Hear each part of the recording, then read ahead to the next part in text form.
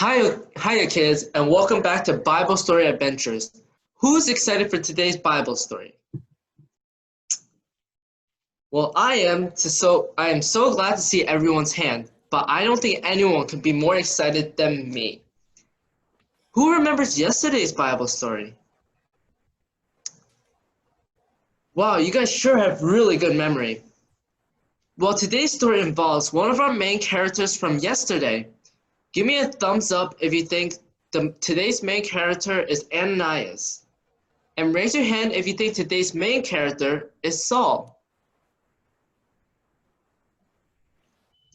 Well, actually, no one is correct. Well, maybe some of you are correct. Today's main character is actually named Paul. That's right. Since we last met him, Saul has been reborn. He's been baptized and had a very big meal.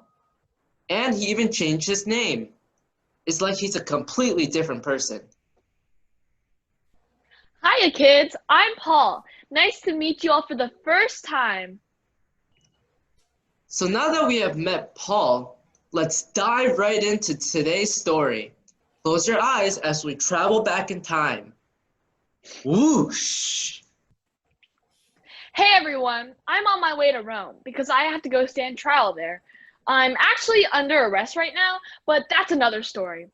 For now, let's go to Rome. It's a long journey by ship, so let's get a move on. Paul boarded the ship to Rome, but the journey was not easy. The ship struggled for many days and nights, being forced to take many detours because of the strong winds and bad weather. Ah! Oh my goodness. Sailors, the fast is already over. We're late into the fall with winter fast approaching. The voyage has been rough so far, but it will only get worse as we keep going. I think that this voyage is going to be very dangerous with many injuries and loss. And I don't just mean the cargo on the ship, I mean our lives too. Yeah, whatever, Paul. You don't know what you're talking about. You're just a prisoner. Are you the captain of the ship? I don't think so. I will listen to the captain only. Alright, sailors. Who here thinks we should keep sailing? I think that this harbor is not suitable to spend a winter in.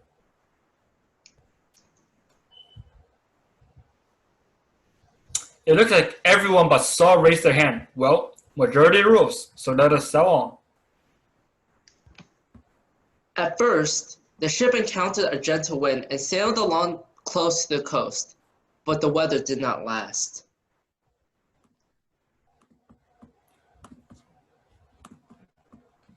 We cannot continue to sail along in this weather. We must find shelter somewhere else we'll all sink. Everyone, quick, row along.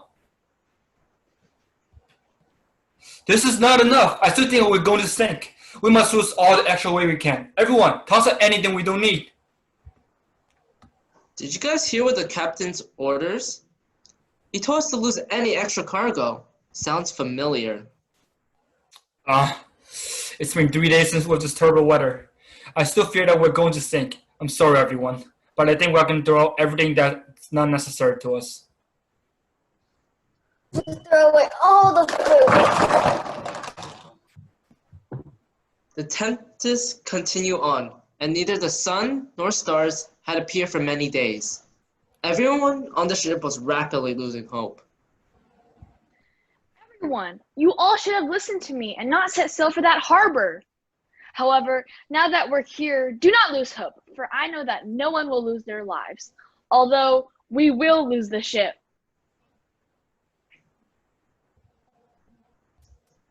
Oh yeah? How do you know that? Well, an angel of God came to me and said, "Do not be afraid, Paul, for everyone who you are sailing with will survive this journey. After all, Jesus' power gives us hope. Choo-choo! So my fellow sailors, do not be afraid, but have faith in God." Okay, so what do we do now? We must run aground on an island.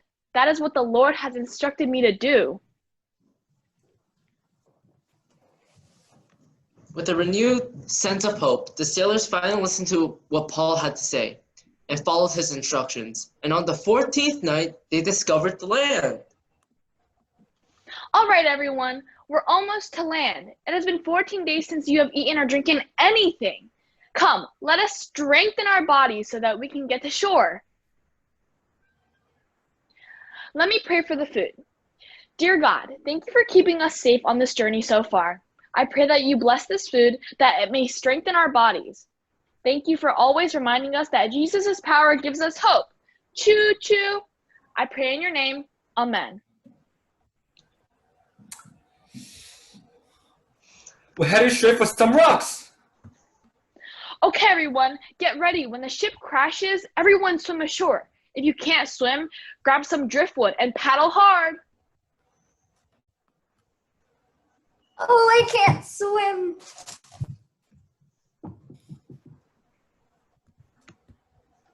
As the ship splintered to pieces, there was much chaos. But once Paul reached land, he realized that everyone had survived, just as God has told him. Just as the Lord had told me, not a single life was lost in this journey. Now, if you'll excuse me, I have business in Rome. Wow, what a crazy adventure. Who knew that Paul would be so encouraging during times of distress? Now we know today's Bible story is Paul encourages others in storm and shipwreck, Acts 27.